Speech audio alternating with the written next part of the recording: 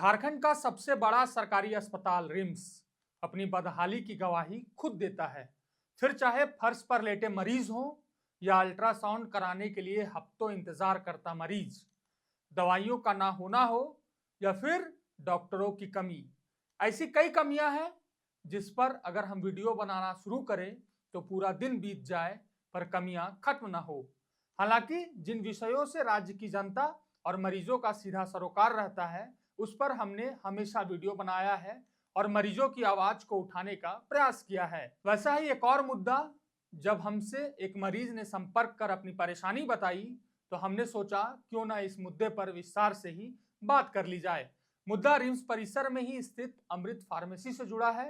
मामला विस्तार से समझाएं उससे पहले मेरा नाम है विशाल और आप देख रहे हैं लोकतंत्र 19। चलिए खबर पर आते हैं। दरअसल रिम्स अस्पताल में जो भी मरीज एडमिट होते हैं उन्हें डॉक्टरों की ओर से दवा की लिस्ट जब दी जाती है तो आमतौर पर और ज्यादातर समय मरीज के परिजन या रिश्तेदार रिम्स परिसर में ही स्थित अमृत फार्मेसी से दवा लेने जाते हैं। लेकिन यहाँ उन्हें दो परेशानियों का सामना आमतौर पर करना पड़ता है। दोनों पर अलग अलग से बात करेंगे। शुरुआत दवाई खरीदने के दौरान आने वाली परेशानियों से करते हैं। दरअसल दवाई दुकान में महिला और पुरुष के लिए अलग अलग काउंटर बनाई गई है, लेकिन ज्यादातर समय महिलाओं वाले काउंटर में कोई सेल्समैन या सेल्स वुमेन रहती ही नहीं है। इसकी वजह से एक ही काउंटर में काफी ज्यादा भीड़ हो जाती है और इस वजह से दवाई लेने में लोगों को काफी दिक्कत होती है। ऐसे में जो मरीज इमरजेंसी में एडमिट होते हैं उनके परिजनों के लिए दवाई खरीदने की यह लड़ाई कितनी दुखदायी रहती होगी वो उन्हें ही पता होगा। कई बार मरीजों की मौत इसलिए भी हो जाती है कि अस्पताल में जरूरत की या तो दवाइयां उपलब्ध नहीं रहती हैं या समय पर उन्हें उपलब्ध नहीं हो पाती हैं। अब मरीजों को होने वाली दूसरी परेशानी पर बात करते हैं।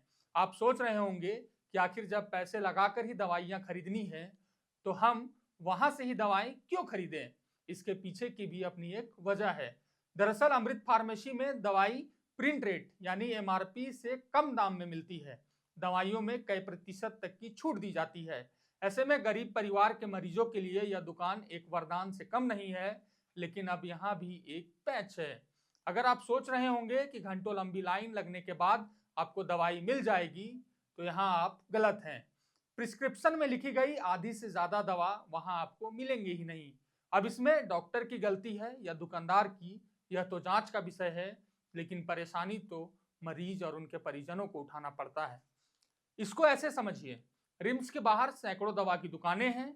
ऐसे में जब अमृत में दवा नहीं मिलता है तो गरीब मरीजों को मजबूरी में बाहर से दवा एमआरपी में खरीदनी पड़ती है और कई दफे पैसे नहीं होने की वजह से मरीजों को वहां दवा उपलब्ध नहीं हो पाती है।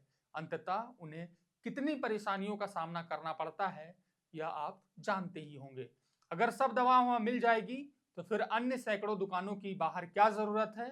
खैर यह विषय भी जांच के योग्य है, लेकिन जांच हो या ना हो परेशानी तो आम जनता को ही होना है।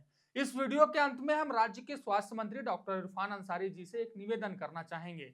आपने पिछली बार जब रिम्स का निरीक्षण किया था तब डॉक्टरों से उपलब्ध दवाइयां ही लिखने का आदेश दिया था, लेकिन अब इस विषय पर कितना काम हुआ है इसकी भी एक बार औचक निरीक्षण करने की जरूरत है।